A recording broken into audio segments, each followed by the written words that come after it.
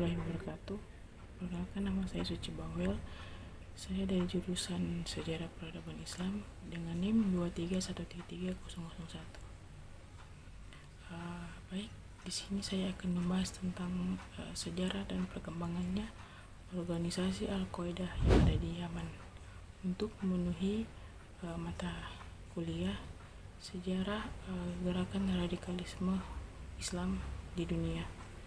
Jadi di sini ada beberapa poin yang akan saya jelaskan atau bahas. Jadi poin pertama itu ada asal usul dan tujuan dari organisasi Al-Qaeda. Jadi Al-Qaeda dalam bahasa Arab itu adalah Al-Qaidi, yang berarti fondasi atau basis. Organisasi ini adalah organisasi militan pra-Islam global yang berawal dari Perang Soviet dan Afghanistan pada akhir tahun 1980-an. Organisasi ini dibentuk oleh Osama bin Laden dan para veteran pejuang mujahidin dengan tujuan awal untuk menyalurkan dana serta logistik bagi perlawanan terhadap invasi Uni Soviet. Setelah perang berakhir pada tahun 1988, bin Laden mengubah jaringan ini menjadi organisasi permanen untuk bertujuan untuk memanfaatkan pengalaman militer para anggotanya dalam perjuangan Islam di tingkat dunia. Tujuan utama dari Al-Qaeda ini berpusat pada upaya mengusir pengaruh Barat, terutama Amerika Serikat, dari wilayah dunia Islam. Hal ini dipicu oleh kemarahan bin Laden atas keberadaan pangkalan militer AS di Arab Saudi pasca Perang Teluk 1991. Secara ideologis, Al-Qaeda berusaha menggulingkan pemerintahan di negara-negara Muslim yang mereka anggap murtad atau sekuler seperti Arab Saudi dan Mesir, untuk kemudian menggantinya dengan sistem pemerintahan berdasarkan hukum syariat yang ketat. Tujuan jangka panjang mereka adalah menyatukan seluruh umat Islam di bawah satu kekhalifahan global. Dalam strateginya, Al-Qaeda memprioritaskan serangan terhadap istilah musuh jauh, Amerika Serikat dan Sekutu Barat, dengan meyakinkan bahwa jika kekuatan pendukung luar ini runtuh, maka rezim-rezim di lokal di Timur Tengah akan menjadi lebih mudah digulingkan, meskipun kepemimpinan pusatnya telah melemah pasca kematian Bin Laden pada tahun 2011 dan Ayman al-Zawahiri pada tahun 2022. Al-Qaeda tetap eksis melalui jaringan afiliasi regional yang tersebar di wilayah seperti Yaman, Afrika, dan Somalia. Baik, selanjutnya untuk poin kedua itu ada profil singkat pendiri Al-Qaeda. Yang pertama itu ada Osama bin Laden, putra miliarder kontraksi asal Arab Saudi yang menggunakan kekayaan keluarganya untuk mendanai perlawanan mujahidin di Afghanistan. Ia adalah sosok karismatik yang meresmikan Al-Qaeda pada tahun 1988 dengan misi menyatukan pejuang Islam dalam satu jaringan global untuk melawan dominasi Barat. Lalu yang kedua itu ada Abdullah Azzam, seorang doktor hukum Islam asal Palestina yang dikenal sebagai Bapak Jihad Global. Ia adalah guru spiritual bin Laden yang mendirikan Maktab Al-Khidmat atau Biro Pelayanan Pejuang. Pemikirannya menjadi landasan bahwa membelah tanah Islam yang dijajah adalah kewajiban setiap individu Muslim. Lalu ketiga itu ada Ayman al-Zawahiri.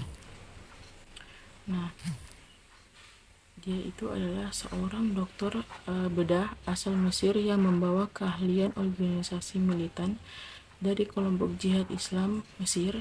Dia berperan sebagai otak di balik strategi operasional Al-Qaeda, mengalihkan fokus organisasi dari musuh lokal ke serangan terhadap Amerika Serikat. dan kemudian memimpin organisasi setelah kematian Bin Laden. Baik, untuk poin selanjutnya itu kita masuk ke poin ketiga. Ada periode pemerintahan pertama terjadi antara tahun 1991 hingga 1996. Jadi yang pertama itu ada fase pembentukan pada tahun 1988 hingga 1991. Pada fase ini, Al-Qaeda belum menjadi organisasi teroris global, melainkan sebuah vanguard atau pasukan pelopor bagi pejuang muslim. Lalu kita pergi pada tahun 1988 pada bulan Agustus, Al-Qaeda resmi didirikan dalam serangkaian pertemuan di Peshawar, Pakistan.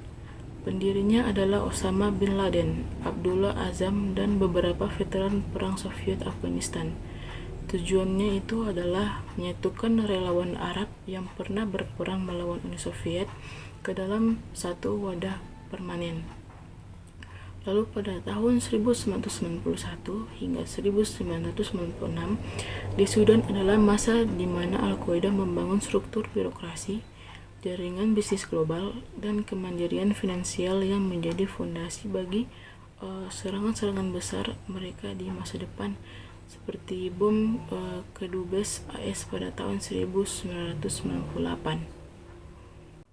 Baik, selanjutnya kita masuk ke poin keempat, itu ada gerakan modern desentralisasi dan strategi franchise. Gerakan ini mengubah organisasi dari struktur komando terpusat menjadi jaringan global yang mandiri. Organisasi pusat bertindak sebagai pemegang merek dan penyusun ideologi, sementara cabang regional bertindak sebagai pelaksana operasional. Di sini kita akan membahas poin-poin utamanya. Yang pertama itu ada ketahanan organisasi. Dengan otonomi penuh, cabang regional seperti AKAP atau Al-Sabab tetap bisa berfungsi meski kepimpinan pusat dihancurkan. Ini menciptakan model yang sulit diberantas secara total. Lalu poin kedua itu ada kekuatan merek branding. Kelompok lokal menggunakan nama besar organisasi pusat untuk mendapatkan legitimasi, menarik donatur internasional, dan mempermudah rekrutmen anggota baru. Lalu ketiga itu ada relevansi lokal.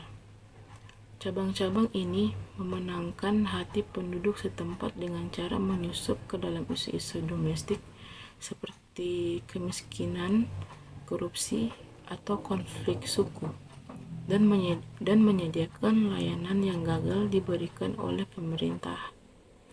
Lalu selanjutnya itu ada dualisme agenda. Mereka bergerak secara taktis di tingkat lokal, menyerang musuh regional, namun tetap berkomitmen pada ideologi global. Tujuannya itu jangka panjang organisasi induk.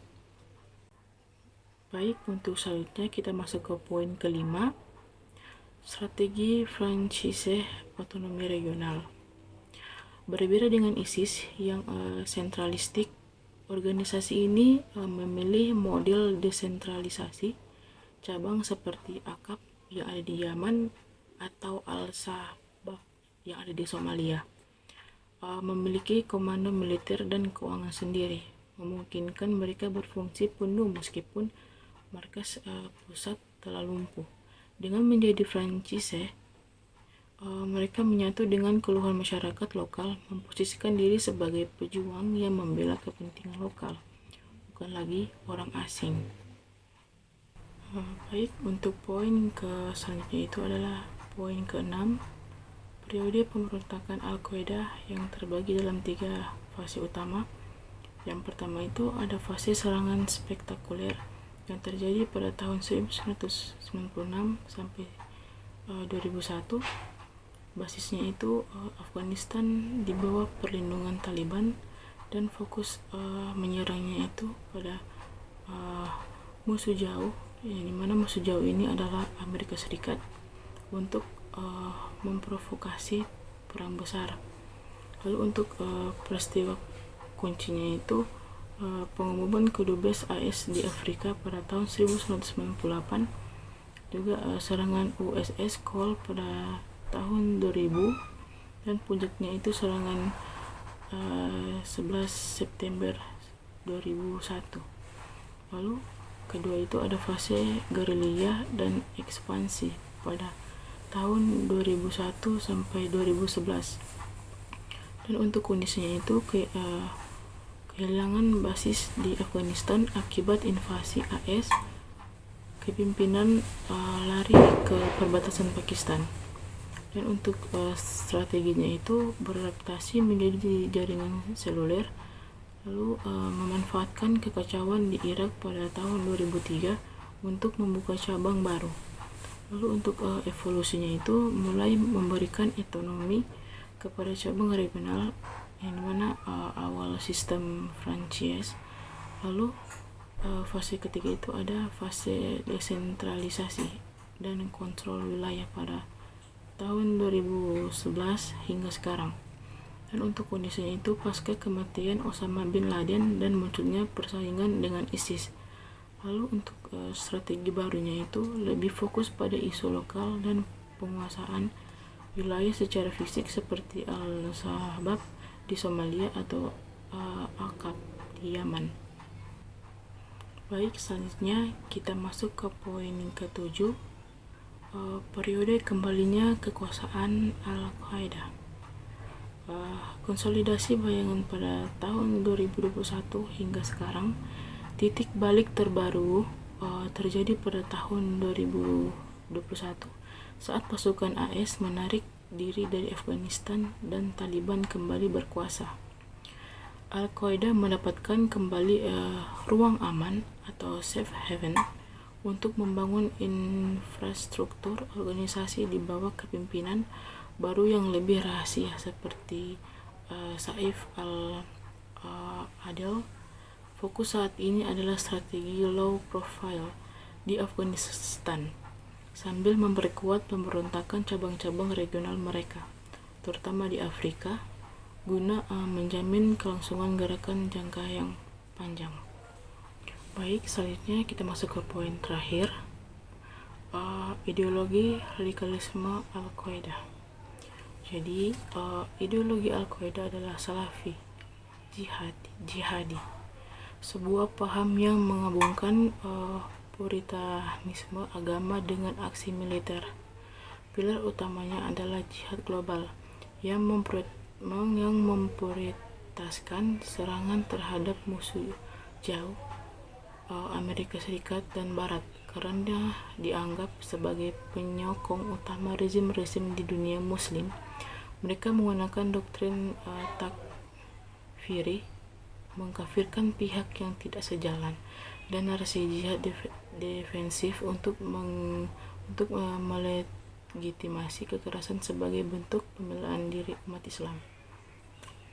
Terima kasih. Itulah pembahasan saya mengenai materi saya di dalam video ini.